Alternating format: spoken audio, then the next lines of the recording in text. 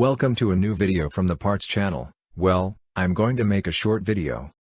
But I find it very interesting, answering a question that you have left me, in relation to a video that I made about a P0100 fault and that it was not a fault of the MAF sensor. Someone has written that it has this problem, the P0100 fault, and that it is throwing a lot of smoke out of the exhaust pipe. Well, how to act in this case?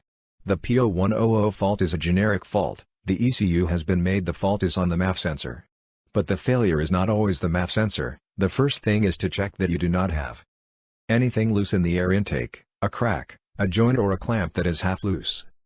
Check that, because that would cause a P0100 fault in most of the engines. From there, if that fault keeps coming out, and it keeps fuming, the second thing is to clean all the sensors, both the MAF, the IAT sensor, and the MAP sensor. There is a video out there.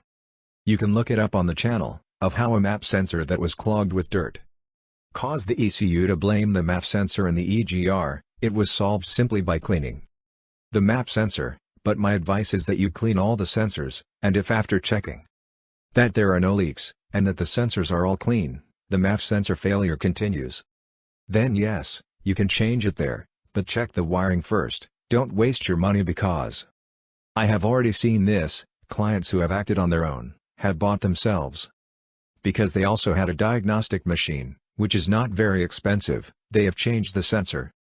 They have bought another sensor, and it turns out that it was still the same problem, and it is that the problem sometimes also comes from what I am telling you, from an air leak or a dirty map. Well, here I leave this video. If it has been useful to you, then do not forget to give a like and subscribe to the channel.